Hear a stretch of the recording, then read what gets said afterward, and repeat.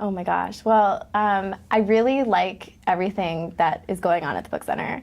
I think that the language class is really fun, and considering that it's accelerated and it's 3 hours long, it doesn't feel like it just flies by. And I like every day that I come in, I say to myself, I have to just like live it for the moment and make it last, and do with it the best I can and milk it for what it's worth, because I cannot even believe that it's going to be over soon. And so I really look forward to being around Yiddish. And then, of course, the culture class is something that I love, especially because we have all these different teachers coming in, and they're so prestigious, and they're very, very special people.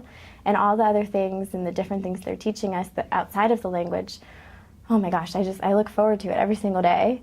And I love learning. I know that might sound a little bit nerdy, but it is something that I love, and especially because I have such a big interest in the Yiddish life. It's just everything about the Book Center.